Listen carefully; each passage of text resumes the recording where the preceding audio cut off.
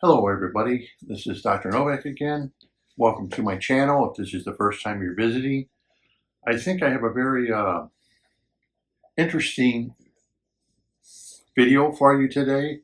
I have two tanks I'm going to show. One's a 75-gallon, which I think is a great thing. If I would have been told years and years ago, a lot of people ask me about, no, I'm going to get a 55-gallon aquarium. If I would have been told years ago about the big differences between a 75-gallon and a 55-gallon, and yet they're the same dimensions, same length, same height, difference is the width. And believe me, that 6 inches of width makes a big, huge difference on your aquarium. So if you're thinking about getting a 55, if you can, I would save up your money and go with a 75. It's going to have the same footprint. It's just going to be 6 inches wider. It's going to give you 18 inches versus 12 inches. It's going to be a lot more stable. One of the people I'm going to be showing you his beautiful aquarium, got his 75-gallon at Petco on sale. They have that Black Friday sale. I think they may have that sale twice a year where you can buy the tank and stand for half price. Great deal. It's an aquarium. The big thing about aquariums, just remember when you get an aquarium, some people don't like them. Oh, they say they're cheap. Basically, you have to make sure you put them on a pad, a thick enough pad, so they even out.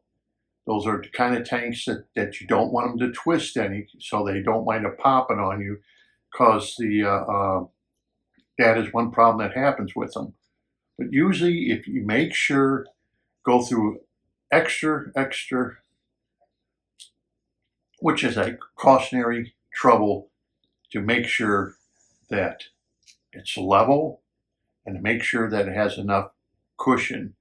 You can use like not a peg board, but you can use like a poster board is what I used on mine. 3 layers up in my aquarium that I have out in Lanai. And you can see where the stand and it's squeezed together to help protect the aquarium. So definitely do that. I also have another tank from Simon. I think it's a 118-gallon discus aquarium. Both these aquariums are very, very nice. I'll read to you what the gentlemen have said about their aquariums. To be honest with you, these are very nice aquariums. Okay, I'm just going to tell you, what people have been sending me, I like them all. You know, even the child's aquarium that was, Pirates of the Caribbean, as I called it. All these aquariums have been very nice. Excuse me. But I really appreciate it that people are sending me this. I look at what they're doing, how they're doing it, if they're doing water changes, if they're not, what parameters they have. But one thing I did want to get into right now is when I was in Tampa, Florida. In Tampa, they have an aquarium, a public aquarium. It's a big one. It's very nice. In case you ever visit Florida, go to Tampa. They have the aquarium there, right off by the ocean. They even have boat rides that you can take. It's not that expensive, if I remember correctly, to go on the boat ride, and they explain to you about the mangroves and the dolphins. You get to see the dolphins, even baby dolphins coming into the Bay Area. They explain to you how they dug out that whole Bay Area so ships could come in. It wasn't deep enough for ships to come in, but they dug it all out, and then they made these like sand islands. From what they dug out, they made these islands. That's where the mangroves and all are grown. It's really quite interesting. If you've ever come to Florida, it's one thing that you may want to visit. But when I was there, I did a video on it. It's in my archives. You can look it up, where I talked to one of the curators of the aquarium, and he stated that they do not understand how hobbyists do things because they don't follow the rules of the professionals. And I said, yeah, that is quite what I've heard from others, like the Shed Aquarium, same thing. I've heard it from them. Hobbyists, they do things a little different than what professionals do it. And I think myself, a lot of hobbies do it because of cost. When I had my business, my consulting business, advice was given to me. He said, pretty soon you're going to hate your customers. And I said, well, what do you mean? Pretty soon you're going to hate your customers? They said, because you're going to get customers that are going to want to get things cheaper and cheaper and cheaper and cheaper. And that's just the way people are. They're constantly wanting the top quality for the extreme cheap price of the lowest quality item. And I see that right now. I see it where I see it in other, what should I say, hobbies that I'm in, where people are doing the same thing. We all understand that there are tiers, that you start out with a 10-gallon or whatever. We all understand there are tiers on how you may advance yourself.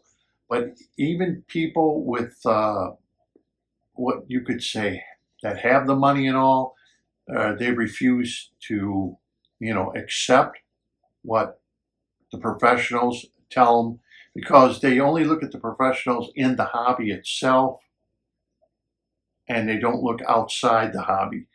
So I just got a little thing from, I'll just say a Christian. And it was something that I thought was very interesting what they wrote. And I thought you would be interested before I show you, the two aquariums, Simon's aquarium and Steve's aquarium. Before I show you them, I wanted to read this to you. And this is something that, once again, correlates with what professional aquariums even say. It hits it right on why is it the professionals anyhow say one thing, the professionals, and yet in the aquarium hobby we say a complete different thing. Why is it professionals look and say, well, no, this is the way the nitrogen cycle is, and only in the aquarium hobby we change it. But I understand why we change it. We change it to the nitrogen cycle as you buy plants. Okay, we get people into plants. I get it. You're selling plants now. That's another part of the hobby, another part of making money in the hobby. And you convince people, well, if you want to get rid of nitrates, you've got to have a lot of plants. I understand that. It's just part of getting people to get in a sector of the hobby that they will spend more money. I understand that. But it's really deceiving the hobbyists, but it's part of the hobby. Or they say, well, you have to do water changes. Well, not everybody can do the water changes like we can in the United States. Even in the United States, a lot of people don't do water changes. Some may even make the claim that I don't even change any of my water. Okay, which is neither here nor there with myself, but they make that claim like, okay, you don't change any of your water. Yeah, what does that really mean? So what? You have no nutrients in your water. They're finally taken up, and if you have plants, they're going to be taken up, and all you're going to have left is H2O, nothing in it.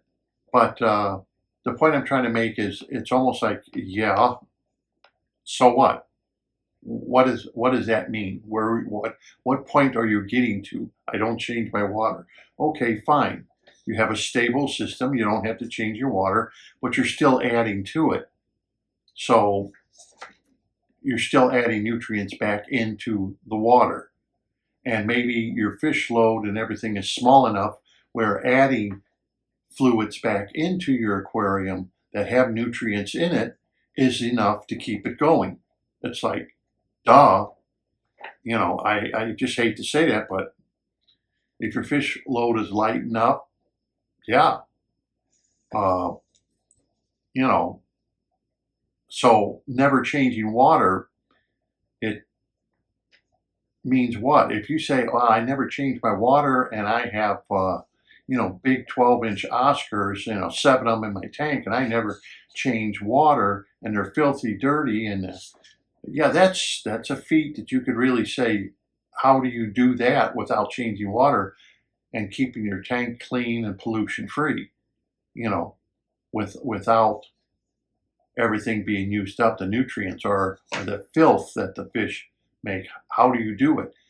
But, it depends on every aquarium. So I'm going to read you this instead of me just blabbing on. I want to read you this, and this hits home with what your professional aquariums, public aquariums say.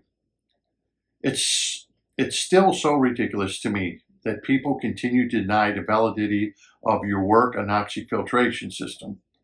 I run the wastewater treatment plant in Alexandria, Virginia. Alexandria, Virginia, I would say it's almost like a suburb of Washington, D.C. Okay, so it's up there in D.C., which would be the District of Columbia. So he runs that wastewater treatment plant there. And I have come to the aquarium hobby after years working in the wastewater industry. So apparently this Chris has training in microbiology, wastewater management. If you remember, I did a whole video on what they teach people in wastewater management, how they teach them the nitrogen cycle. I have a whole video on that, what you have to learn. In fact, there are colleges now that will give you an associate arts degree in wastewater management. So apparently you have to pass all these different courses in order to get your degree. But anyway, working in wastewater industry, and was immediately perplexed by the widespread misunderstanding of the nitrogen cycle. I did a whole video on that, how this is the way the nitrogen cycle is written up, and people say the end byproduct has to be taken care of either by plants. Well, we understand why they say plants, or it's got to be taken care of by water changes. Okay, nobody really ever talked about, well, what about biologically? What about understanding how microbes or bugs take care of the nitrogen cycle as in natural systems? Nobody ever talks about that. They basically talk about either a water change or you have to buy plants. Let's see. It would be unacceptable and illegal to run treatment plants the way these people run their aquariums, and to continue to deny the very sound, well-researched, and long since implemented science that you put forth is to be willfully ignorant. Now, as you notice, he said it would be against the law to run a treatment plant the way we run our aquariums. You couldn't do it. Okay, so why do we do it? Why do we insist and ignore the science? Because, as he states in here, you can't run a treatment plant the way we run our aquariums. It just couldn't be. You just couldn't do it. Which, this is the same thing I've heard from public aquariums. Okay, why does the aquarium hobbyist do things the way they do? Well, we know it's all perpetuated for money. It's all geared towards how much money we can make from an individual the rest of their life, or as long as they're in the hobbyist. The anoxic filtration system you've designed obviously creates similar conditions that we create in the anoxic zones of our biological reactor basins to harbor and grow facultative heterotrophic bacteria treating nitrates. It's that simple, people. The under gravel filter slash plenum, which they're both really the same. One under gravel filter would have the bubbler, and a plenum wouldn't have one, the one that Chaubert came up with. But basically, it's a plenum, an under gravel filter. This is to complete the nitrogen cycle. I've told you this whole design, when it was first designed under gravel filters, they were all designed to mimic sewage treatment facilities. I made no qualms about that. They're there to mimic sewage treatment facilities. Under gravel filters are plenums. That's all they're doing. You know, and I admitted that, even myself. That's all they're doing. It says, I just wanted to say thank you for maintaining your commitment to getting the word out about the system, despite the backlash you receive from namesayers and people who simply don't understand or have improperly implemented it. Okay, there's from someone who runs a sewage treatment plant that is written to me from the Washington, D.C. area that literally just confirms what I've been trying to teach you. So, and I don't understand myself why people are so adamant that this is not the way it's done. We do it our way, and it's not the way professionals do it. Let's face facts. We in our aquariums are copying sewage treatment facilities. I made that very, very clear. It's been written in books for the past 50, 60 years.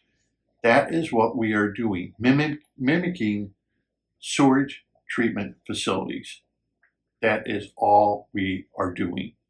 We've been doing it ever since we set up our aquariums, and at some point we got out of hand with the under gravel filter, the plenums. We just got way overboard, way out of hand.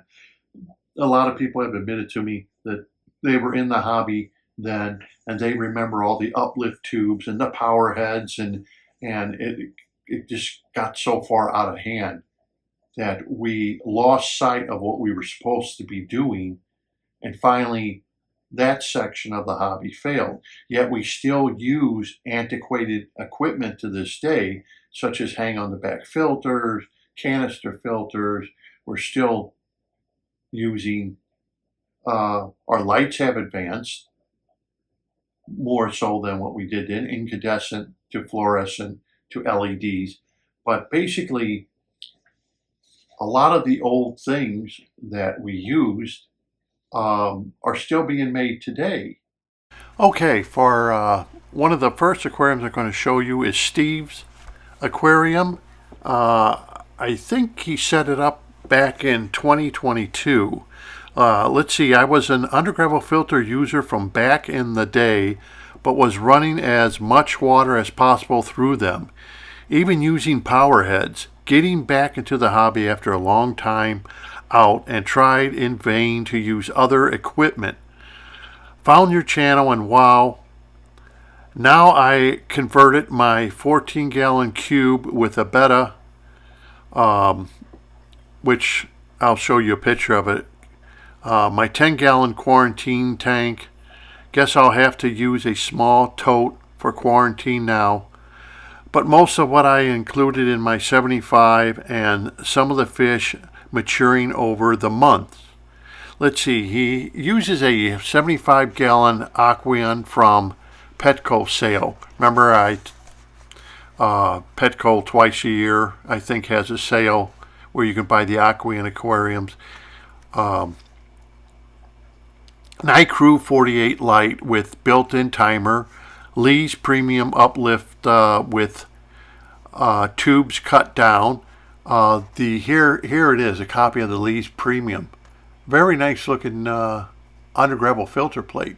And as you notice, what he did, he put that mesh screen on top of the filter plate, so small particulate matter won't go into the cracks of the filter plate. Okay, pretty smart. Like I said, that craft screen there comes in white, it comes in black, brown. The good thing about it is it's an easy way to fix it, and that's a good idea. Let's see, small heater with inline temperature display control, glass lid from Aquarium, Tidal 110 hang on the back filter, floss for polishing, Walmart cat litter with gravel top layer, fluorite iron powder between layers of litter, plants, and more plants, a couple decorations from PetSmart, some wood pieces from Amazon, lots of nano fish from Petco, and little fertilizer diluted into a spray bottle. Remember I told you about that. Instead of taking and just squirting your fertilizers directly into the aquarium and put it in a spray bottle, and then when you feed your fish you can just spray it once or twice and you'll get just a little bit of fertilizer in your aquarium. That especially works good with planted aquariums using CO2. Got through the algae phase. Remember I told you about that. Everybody goes through an algae phase with their aquariums. Got through the algae phase, which is usually brown algae. The first thing you'll set up an aquarium, the first thing you'll probably notice is brown algae growing on your glass and everything. That's very typical when you first set up an aquarium. Water parameters settled in well after about 6 weeks.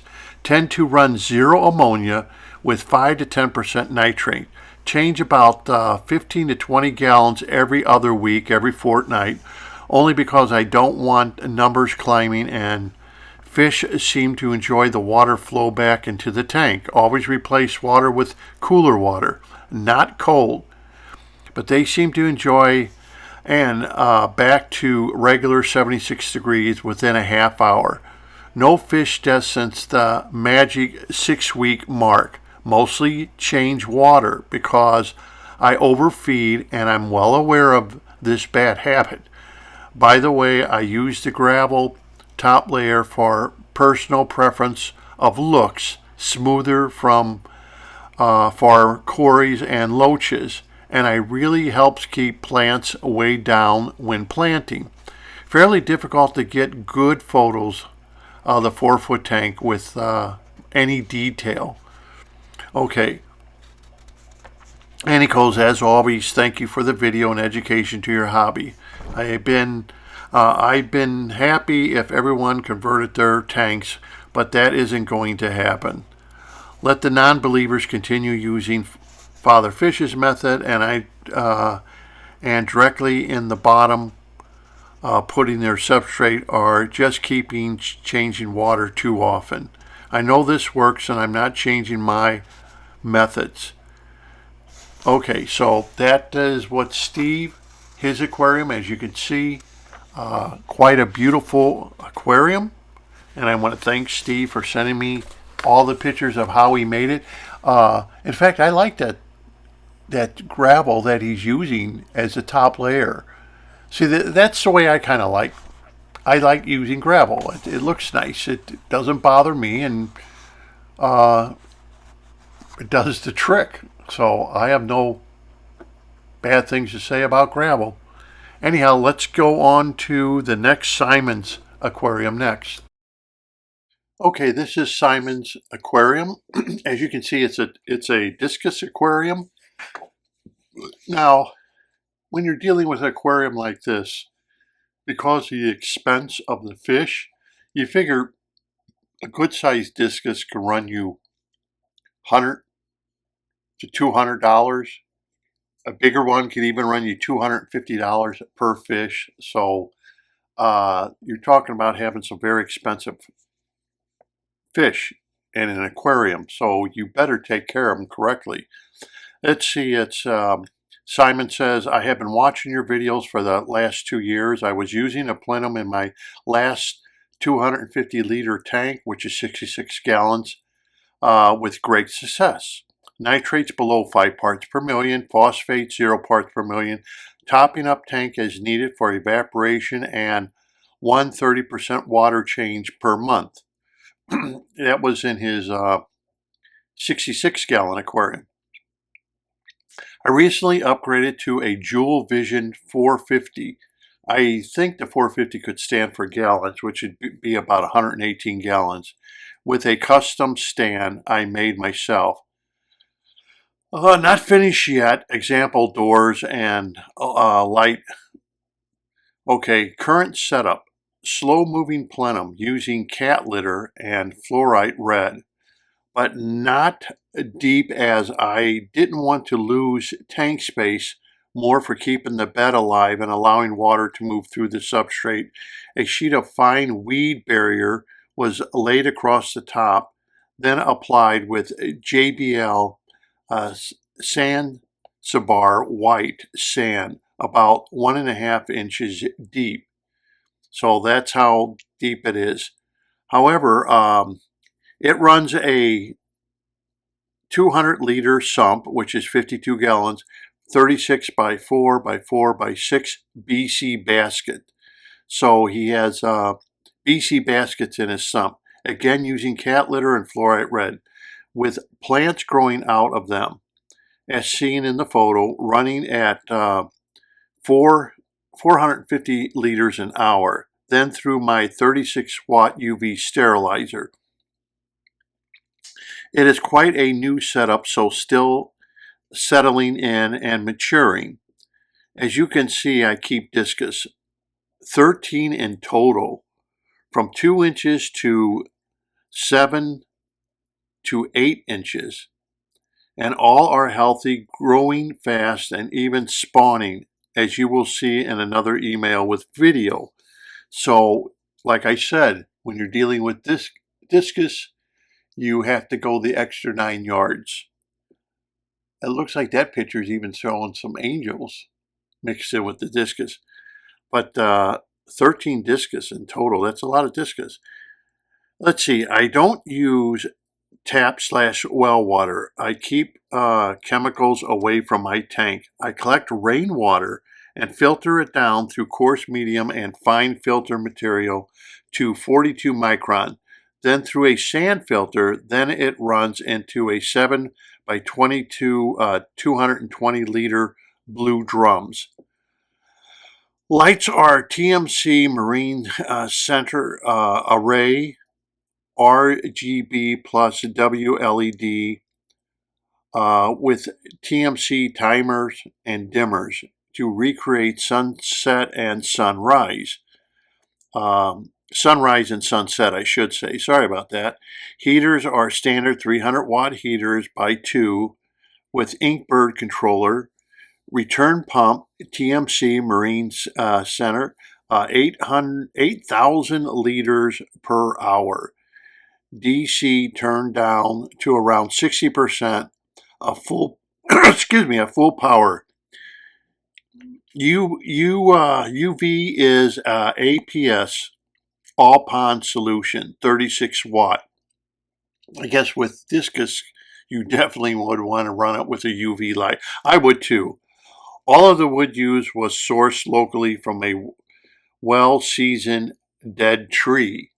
Looks very nice. Look at that, how he's got it looks like they're just swimming around the roots of a tree, the way he made it. Very nice looking. Plants on the top of the aquarium are a mix of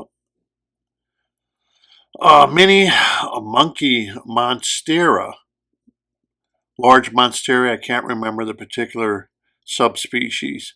Peace lilies, well, we got them too. Pothos, all grown from small plants or cuttings to aid in the transition to water roots.